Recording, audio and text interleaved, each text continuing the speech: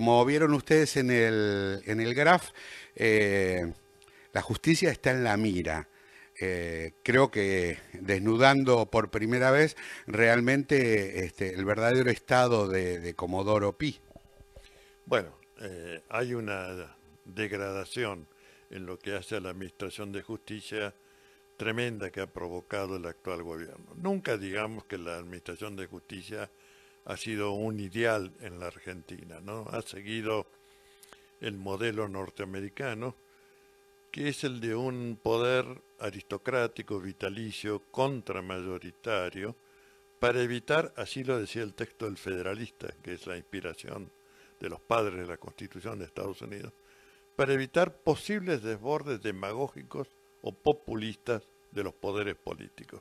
Es decir, bueno, ese es el modelo que ha seguido la construcción argentina, pero eso se ha empeorado notablemente, primero a través de los golpes de Estado de la Argentina, donde los poderes judiciales fueron directamente constituidos como lacayos u oficinas de gobierno en la administración de justicia, deteriorando, por supuesto, el conjunto de derechos y libertades.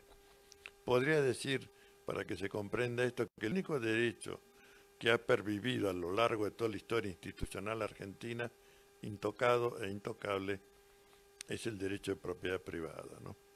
El resto, la vida humana, la libertad, la integridad física y psíquica del ser humano, se han tirado por la borda todas las veces que fue necesario para preservar la hegemonía y el poder económico, ¿no? Pero creo que ninguno ha llegado al grado de decrepitud institucional como la del actual gobierno macrista, ¿no?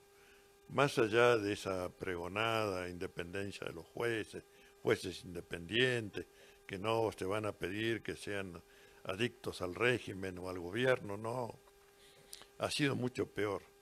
Son el brazo armado del gobierno para golpear la oposición política y todo proyecto que ponga en crisis la actual estructura del país y su proyecto, si es que se lo puede denominar así, económico, ¿no?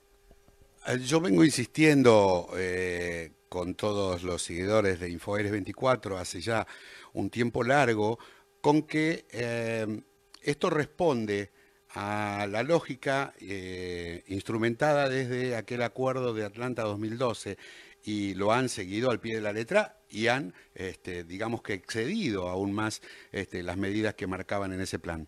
Correcto, correcto. Yo creo que estamos asistiendo a un dispositivo de poder que tiene tres patas. Una, el poder económico, como lo ha sido siempre, representado fundamentalmente por el capitalismo internacional, pero con su gerencia local, ¿no? Que en este caso sería el grupo Macri, su protoplasma empresario. El otro, eh, el otro pie de este trípode es el poder comunicacional hegemónico, es decir, Grupo Clarín, La Nación, por supuesto, todo lo que depende de ellos, que es enorme. Más Infobae también. Bueno, desde luego. Y finalmente la pata podrida de la justicia, ¿no? Que lamentablemente en lo que hace especialmente a la justicia federal es mayoritario, debemos decirlo con toda claridad. Incluso el Consejo de la Magistratura, que no fue brillante desde su creación, no lo ha sido, por cierto, pero la peor de todas las formas de este Consejo de la Magistratura es la actual, ¿no? Han El, llegado como a un grado de prostitución sin, sin límites. es completo, por eso es que en un grupo de juristas preconizamos la idea de una nueva constitución que, entre otros aspectos organizativos, asuma el de crear un poder judicial de la nación que satisfaga los dos requisitos que establece la actual constitución, pero que no los tiene este poder judicial. No es ni representativo, tampoco es republicano. Y queremos un poder judicial que sea representativo y republicano. Es decir, no puede haber mandatos indefinidos, vitalicios, tendrán que renovar y acceder a los cargos por concurso de antecedentes y oposición. y podrán renovar, sí, como no, pero siempre sometido al escrutinio de qué hicieron mientras estuvieron a cargo de la magistratura. Bueno, yo creo también que el Consejo de la Magistratura, que no es un órgano judicial, es un órgano político, tiene que ser electo por voluntad popular y tiene que tener representación popular, además de los estamentos de la abogacía, jueces y académicos. Tiene que tener, digo, representación o presencia popular, ¿no? Eso lo hace muy interesante, puesto que hoy, con estas mayorías que se consiguen a través de la política, han logrado desbancar incluso a miembros legítimos del Consejo. Sí, sí, me consta, y también han logrado desplazar de la manera institucionalmente más soez que uno puede imaginar a jueces independientes. En el caso de Rosansky, por ejemplo, se abrió a prueba el sumario contra él antes de haberle dado traslado para que él supiera por qué se lo estaba juzgando, ¿no? O en el caso del doctor Eduardo Freiler. En el caso del doctor Eduardo Freiler se aprovechó una maniobra tremenda que no se podría pensar, que es de prácticamente demorar un juramento para tener una mayoría transitoria, momentánea, pero con la cual votar el momento de echarlo de la función judicial. Esto no se conoce, no hay antecedentes de esto, ¿no? De una jugarreta tan baja, de tan baja estofa. Bueno, creo que esta es una de las razones por las cuales pensamos, entre otras tantas, no es la única, por las que propiciamos una nueva constitución y una asamblea constituyente, fundamentalmente, que tenga la función de revisar el pasado ominoso que nos va a dejar el gobierno macrista. Me refiero a la deuda externa, la fuga de capitales, el desmantelamiento de la economía, etcétera, y que pueda adoptar medidas, porque es el único poder constituyente, que no ha sido prostituido por este gobierno, ¿no? Fijémonos que al Congreso de la Nación le usurpó sus potestades más importantes, ¿no? Se lo vació prácticamente con decretos simples, con decretos de necesidad y urgencia, pasando por sobre las materias que son vedadas para los decretos, como es el tema penal, tributario, régimen de partidos políticos y régimen electoral. Bueno, han hecho tabla rasa con esto, ¿no? La justicia se ha convertido, como dijimos antes, en un ariete que emplea el gobierno para destruir la oposición. Y lo hacen de una manera que escandaliza, porque son procesos ficcionales, ¿no? En la teoría de los lenguajes se dice que una ficción es aquel enunciado que no se corresponde con ningún hecho presente. Bueno, nosotros tenemos aquí las ficciones. Es ficción el asesinato u homicidio de Nisman. Bueno, todos sabemos que la realidad es privación de la vida por el propio autor, ¿no? Y ya creo que nadie debate esto, pero todavía la causa sigue andando, como si fuera un homicidio. La causa del memorándum de entendimiento con Irán, que es un acto jurídico que nunca llegó a perfeccionarse, porque más allá de la valoración política que cada uno haga, yo creo que era bueno la intención, pero bueno, fue declarado inconstitucional en la Argentina y el Parlamento iraní en ningún momento lo ratificó, así que no llegó a tener principio de ejecución. Ahora, que venga algún jurista serio a explicar cómo se puede encubrir, obstaculizar y violar los deberes de funcionario con un acto jurídico inexistente, porque hasta que no tiene la aprobación y la inscripción protocolar del texto del convenio en los dos idiomas o tres que estaba redactado, no tiene ningún efecto. A propósito de esto que está mencionando el doctor, el día jueves de la semana pasada, saben ustedes que fuimos al penal de Marcos Paz a visitar al exministro Julio De Vido y también a Fernando Esteche.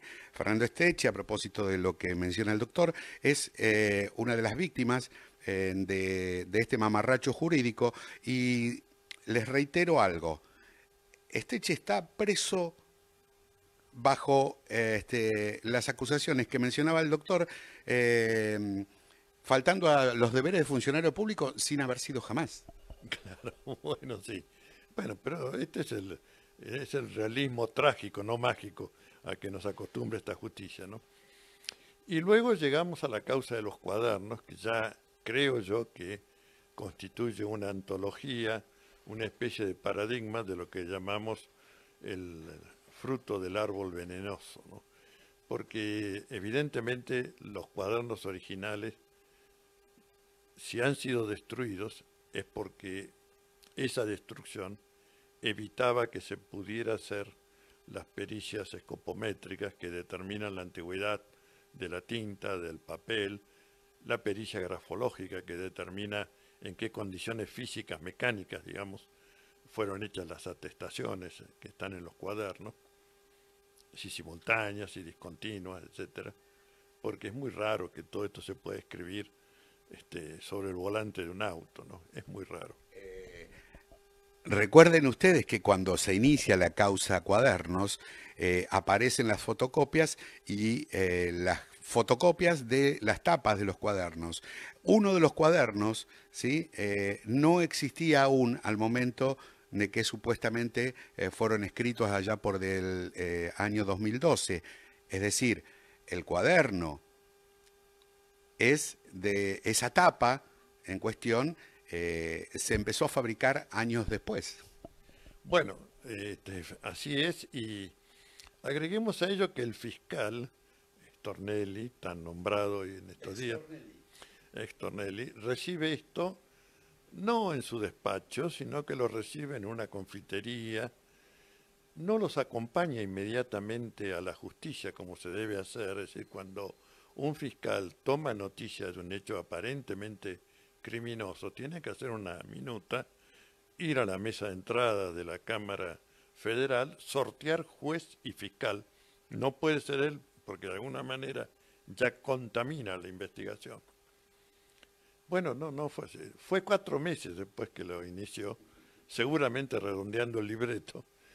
Después se adjudicó él la función de fiscal y nombró a Bonadío, obviamente el mejor colaborador que podía haber escogido para esto. Y a partir de ahí empezó lo que ellos mismos denominaron, bueno, no hay sortija para todos, es decir, los avasallamos, les hacemos ver que pueden quedar privados de su libertad, etcétera.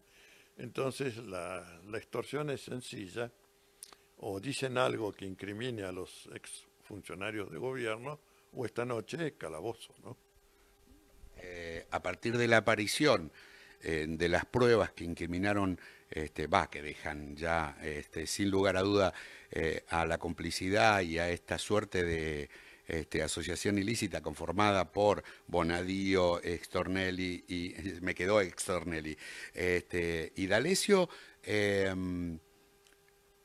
también estaba la variante de extorsionar justamente con sumas dinerarias muy importantes. Claro, este es el otro el aspecto tenebroso que, bueno, la investigación que se está llevando a cabo en el Juzgado Federal de Dolores con un juez natural de la Constitución, sí, bueno, está determinando, y ya creo yo que con una materialidad probatoria incuestionable, ¿no? Es decir, el allanamiento, secuestro de los efectos, fundamentalmente computadora, eso más las grabaciones que hubo de los textos extorsivos de D'Alessio, por supuesto siempre invocando la figura del fiscal, el fiscal ahí presente para avalar todo esto, genera un cuadro de presuncional, creo yo, incontestable, ¿no?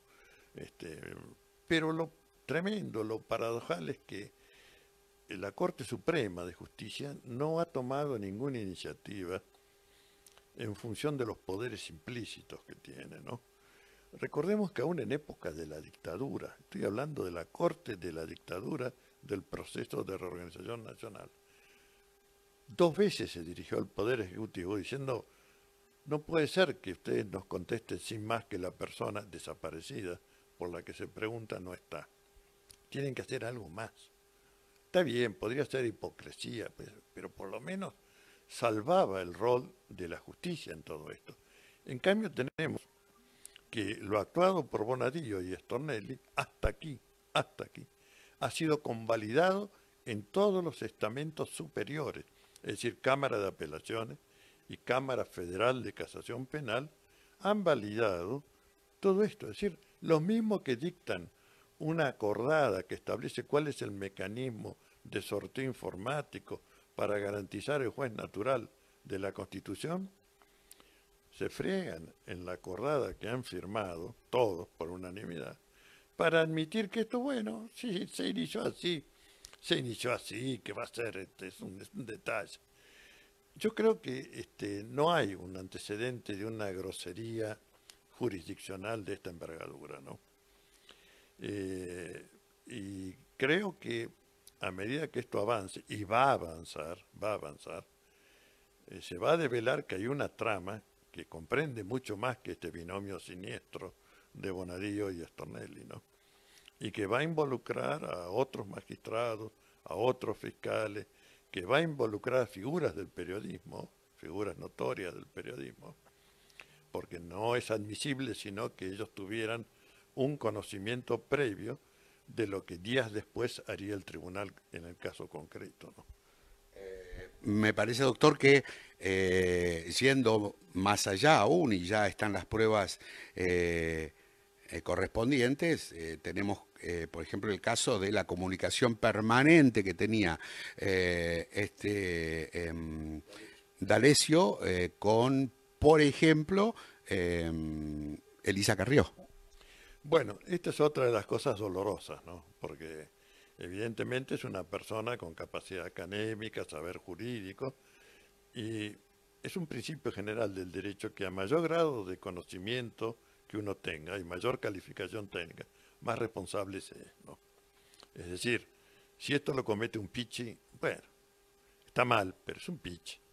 Ahora, si esto lo comete una experta en derecho, una persona que ha ocupado cargos de fiscal general de la provincia, más allá que haya sido bajo la etapa de la dictadura, que se haya valido de pruebas mal habidas, es decir, grabaciones tomadas a presos políticos por otras causas, que no han sido destruidas como debieron serlo, y las utiliza para llevarlas a sede judicial, tratando de crear la pantomima de que son presos kirchneristas los que han armado esto y no la podredumbre de Comodoro Pi. Bueno, esto la pone a ella en el mismo nivel que la podredumbre, ¿no?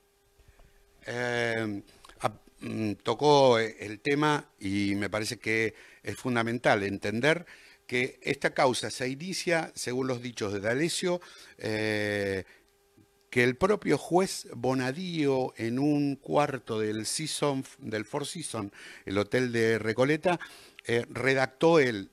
Vamos a poner en suspenso, digamos, los dichos en este sentido, pero evidentemente lo que no está errado es que la causa fue armada para perjudicar a Cristina y al resto de los exfuncionarios de la administración anterior, y que de paso les sirve, y para eso lo emplean a D'Alessio, para llevarse, como dijeran en su momento, estos muchachos quieren irse cuando se vaya el gobierno de Macri con 40, 50 millones de dólares.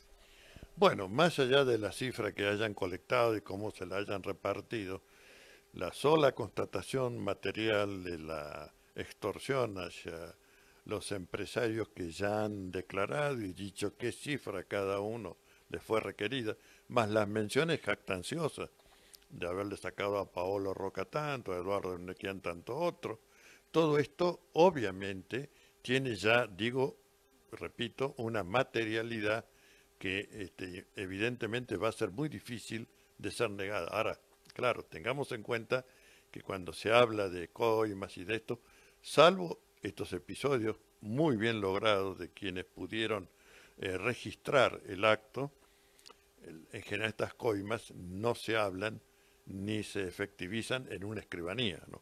Es decir, esto se hace en la mayor clandestinidad de obrar. La clandestinidad, cuando es un delincuente común, diría yo que es de lo propio a la delincuencia.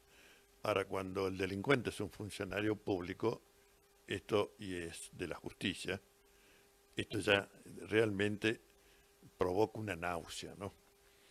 Y digo esto porque recordemos que el Poder Judicial, desde su primera ley de organización, la ley 27, por el número se darán cuenta sí, de nuestros bisabuelos, decía que el deber primero es asegurar la observancia, la supremacía de la Constitución Nacional, aún por sobre los actos de los otros poderes que estén en contradicción con ella. Es decir, le daba la magna tarea de asegurar que la Constitución Nacional es efectivamente la Constitución Nacional. Ahora bueno, si quienes tienen el deber de custodia hacen esto, es muy difícil que pueda girarse un ejemplo edificante a la sociedad. Lo que se está girando es decir, si estás en el poder, cualquier crimen es posible. Yo recuerdo que en el nacimiento de la ciencia política de Occidente, y es una frase que está colectada por UNESCO en una obra muy interesante que toma las afirmaciones de los cientistas sociales de mayor vigencia, importancia, rigor. Bueno, Thomas Hobbes en el Leviatán dice, el crimen mayor es aquel que se cometa a conciencia de su impunidad, es decir, que se comete desde el poder.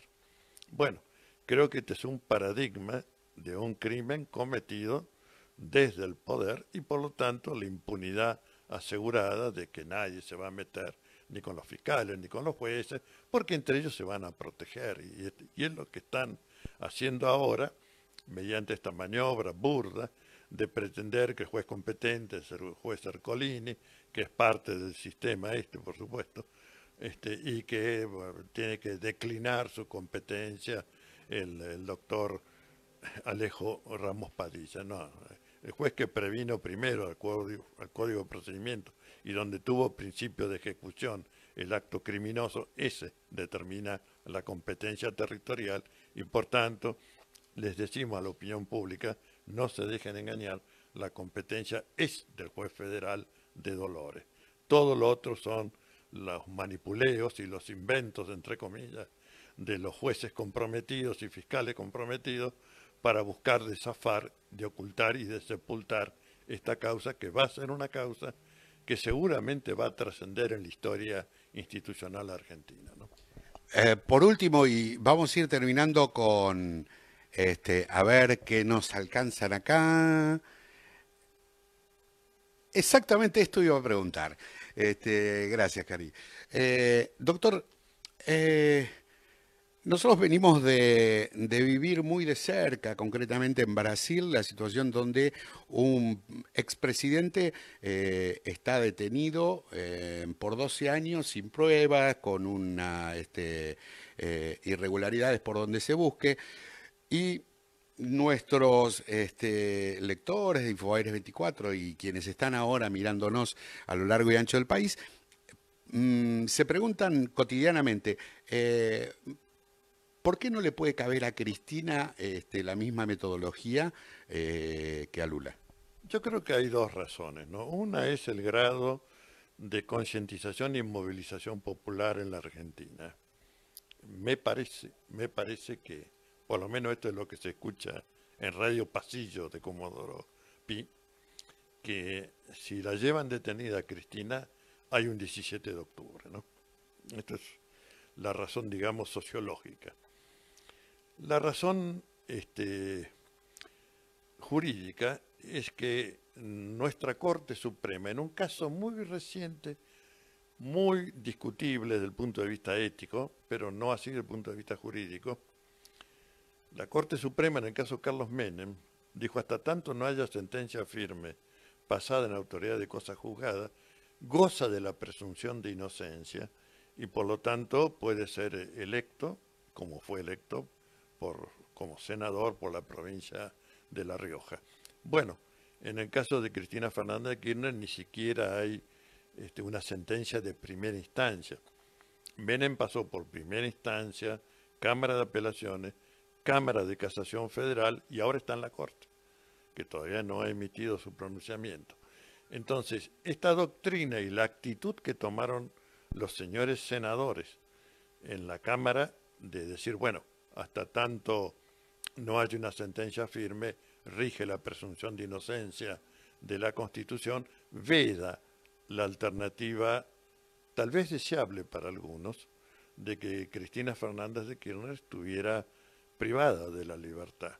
Pero, repito, yo creo que esas dos razones, una de nuestra institucionalidad y la otra de nuestra historia, están vedando ese oscuro objeto de represión que constituye el ver a Cristina detenida, ¿no? Eh, no puedo dejar, sino para terminar, la última pregunta. En la causa Los Sauces, creo que involucran a los hijos de Cristina y la causa se inicia cuando Florencia tenía escasamente 12 años y hoy el rum rum dentro del ámbito de la justicia es que lo que quieren finalmente, al no poder ponerla bajo rejas o tras las rejas a Cristina, irían por Florencia. Bueno, desde luego que si yo tengo que contestarlo desde la racionalidad del discurso jurídico, a la cual yo me quiero asir, ¿no? Me quiero tomar con las dos manos, porque si no me volvería loco ejerciendo esta profesión. Obviamente que es inimputable y por lo tanto no puede haber ninguna conducta criminosa que motive privación de libertad. Pero quiero decir que son tan inmundos desde un punto de vista antropológico que se meten con los muertos y se meten con los chicos. A Néstor Kirchner lo están basureando en la causa como si fuera una persona que pueda defenderse en la causa. Si la acción no sigue es porque, bueno, está fallecido. Y a la joven Florencia la quieren involucrar por hechos que datan efectivamente cuando ella tenía 12 años de edad, donde, por cierto, no solamente que no cometió ningún hecho, sino que si lo hubiera cometido tampoco es punible por razón de la edad y porque hay una convención internacional que la nación argentina ha ratificado y convertido en cláusula de jerarquía constitucional, les guste, no les guste, lo sepan, no lo sepan, y por lo tanto tiene esa inmunidad, en este caso no de fuero, sino inmunidad de edad. Y por lo tanto también sería otro disparate que espero no se cometa. Pero todo esto es para encubrir, creo que hay que decirlo también claramente, porque yo no me sentiría satisfecho si no lo dijera, que hay un derrumbe económico innegable. Y ese derrumbe económico es como una especie de tríptico. El Producto Bruto Argentino ha caído. La deuda externa ha crecido y es más que el Producto Bruto. Y más que los dos juntos, no juntos, que cada uno de ellos, pero superando, siendo el más grueso, la fuga de capitales.